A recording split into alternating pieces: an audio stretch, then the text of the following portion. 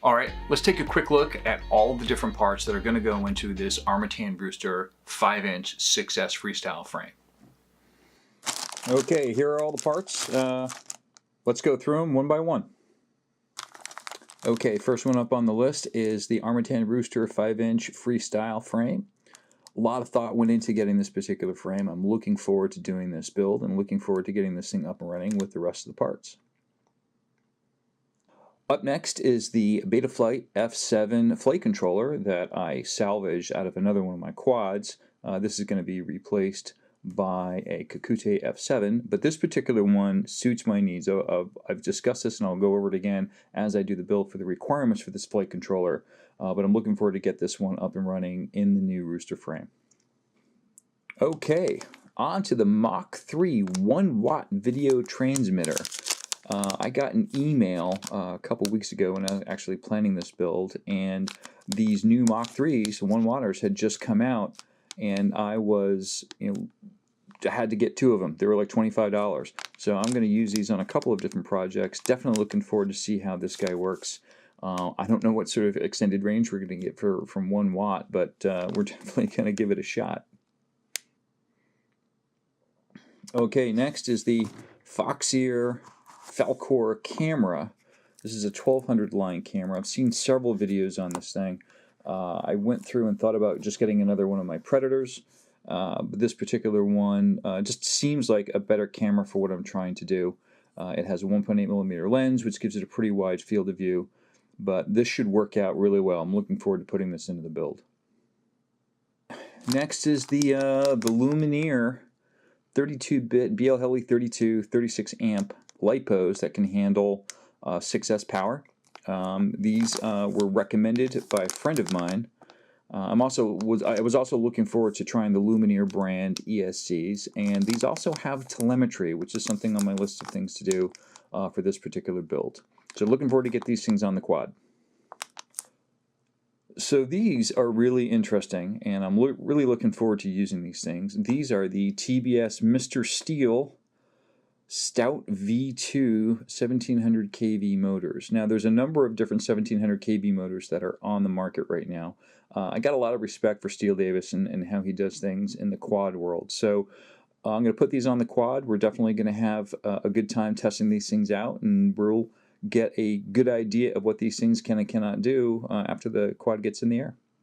Okay, and for the furniture, I am going to be using the Brain 3D TPU 3D printed hardware or furniture that goes onto the quad. Obviously you've got the GoPro mount for the GoPro, and the various other pieces. I got the red antenna protectors as well. I was actually expected to get clear, but I don't even think you can get clear really in CPU. So these actually came out white, and is really going to set the color scheme of the quad up. So still, I like the Brain 3D stuff. It works really well. It beat the out of the other one on the other quad. So I feel really, really good with this particular product.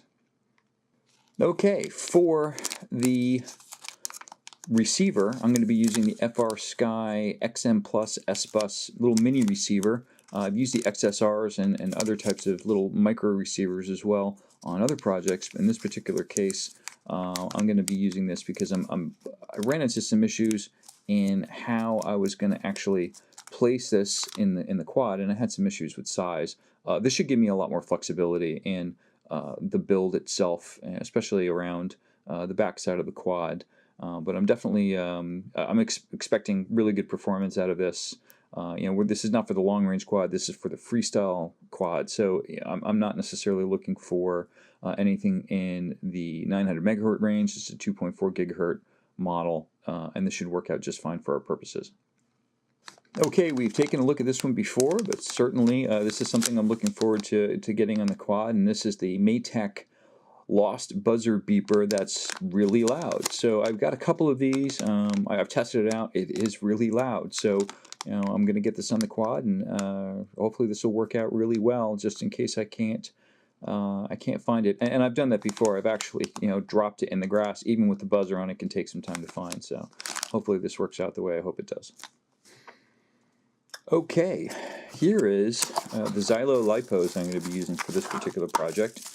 These I got from Get FPV. These are the Xylo 1250 milliamp hour 75C lipo batteries.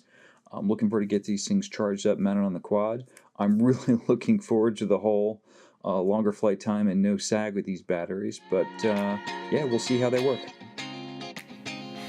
Okay, I do want to go over the cost breakdown of the components that we just reviewed. There's a couple of items I want to just touch on first. The Mach 3 1-watt video transmitter I got from Race Day Quads, and that came in at $24.99. The other one is the Brain 3D furniture, which came in at $35. I got that off of brain3d.com. The rest of the stuff I got out of Get FPV, and let's go over those prices. Most of the rest of the stuff I got on Get FPV, which is a place I've done most of my shopping for my quad parts. And the FR Sky S-Bus mini receiver, that came in at a very modest $13.99. The Mr. Steel Stout 1700 kV motors, that came in at $26.99 each for a total of $107.96. And we've had the Xylo 1250 milliamp hour 6S batteries at $28.99 each, coming at a total of $144.95. The Maytag Lost model beeper came in at $3.99. We'll just include one for this particular build. The Luminaire 36 amp 6S power ESCs with telemetry at $18.99 each, came in at a total of $75.96. The Armattan Rooster 5-inch FPV frame at, I think, a very reasonable $95.99 right here. And of course, last but not least, the Foxair Falcor 1200 line FPV camera in black, coming in at $39.99. Well, the Betaflight F7 controller here, I got that quite a long time ago. Actually, I got that back in April of 2018, and that came in at a whopping $59.99. So that's not the most expensive flight controller you can get, but it was still pretty pricey. So the total cost for this quad comes in at $602.81, and that doesn't include things like the Joshua Bardwell 6S parallel charging board, or any of the props, or any of the other components that one would need for a build such as this, but they're ancillary components. But I'm sure this is going to be an absolute heck of a quad. It's got some of the best parts you can get, and I'm looking forward to getting this thing in the air.